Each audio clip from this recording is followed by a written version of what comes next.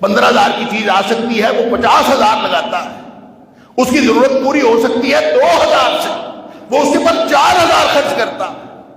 تو جو زائد ضرورت خرچ کرے گا اس کو قرآن نے کہا یہ اسراف ہے۔ اسراف کا مطلب ہے فضول خرچی، اس نے فضول خرچ کیا۔ اور جو فضول خرچ کرے گا، اللہ، یہ اہل ایمان کا شیوا نہیں ہے جو فضول خرچ کرے، یہ ایمان کے منافی۔ اور اسراف کے علاوہ ایک خرچ کرنے کا طریقہ یہ ہے، ضرورت پر زائد ضرورت خرچ کرنا، یہ تو اسراف ہے، اور بغیر ضرورت کے خرچ کر دینا، جس کی نہ ضرورت ہے نہ اس کا کسی کو فائدہ ہے، بالکل ایسے ہی اڑا دینا پیسہ، اس کو کہتے ہیں تبذیر۔ قرآن کی زبان میں قرآن کہتا ہے وَلَا تُبَذِّرْ تَبْذِيرًا، 1 روپیہ بھی، 1 درہم بھی، 1 ٹکا بھی، 1 آنا بھی بغیر ضرورت کے فضول کاموں میں خرچ نہ کرو، 1 ٹکا۔ اس لیے کہ ان المبذرین کانوا اخوان الشیاطین، جو لوگ فضول کاموں میں خرچ کرتے ہیں یہ سارے شیطانوں کے بھائی ہیں۔ اور جو شیطان کا بھائی ہوتا ہے، اللہ تعالیٰ معاف فرمائے، شیطان کا بھائی ہونے کا مطلب کیا ہے کہ وہ مردود ہے، اس کا بھائی بھی مردود ہے۔ شیطان اللہ کے دربار سے راندہ درگاہ ہے، جو اس کا بھائی ہے وہ بھی راندہ درگاہ ہے۔ ابلیس نے بالآخر جہنم میں جانا ہے، تو جو اس کے بھائی ہیں اللہ تعالیٰ معاف فرمائے، اتنی خوفناک یہ تنبیہ ہے قرآن کی، ان المبذرین کانوا اخوان الشیاطین۔ لیکن ہم سرکاری سطح پر سرکاری سطح پر تبذیر کے مواقع پیدا کرتے ہیں، لوگوں کو، ساری قوم کو لگاتے ہیں، خود تبذیر نہیں کرتے، ساری قوم کو لگاتے ہیں کہ تبذیر کرو۔ اور تبذیر کیا ہے؟ بغیر ضرورت کے 1 روپیہ بھی خرچ کرنا، یہ تبذیر ہے۔ حساب دینا پڑے گا قیامت والے دن۔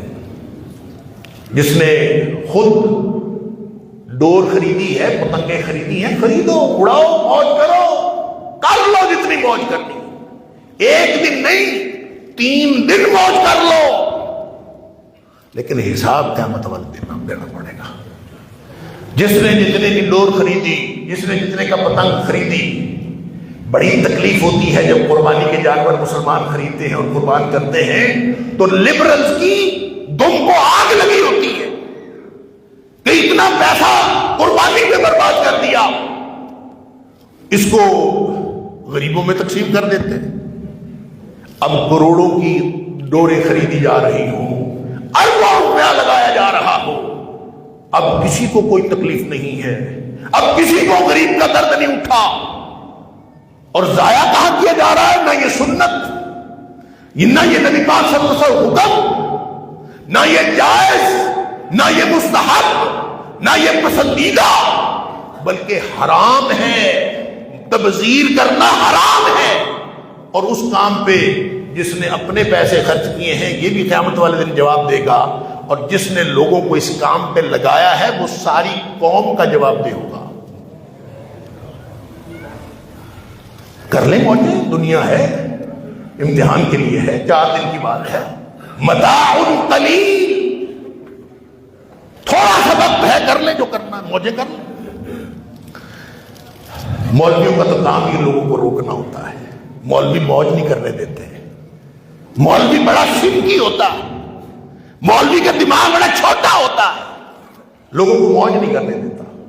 میں مولویوں کے نمائندے ہونے کی حیثیت سے، میں بطور طالب علم، میں آپ کو کہتا ہوں موجے کریں جتنی کرنی ہے، ہم آپ کو نہیں روکتے، لیکن جواب تیار کر رکھیں جو قیامت والے دن اللہ کو دینا ہے۔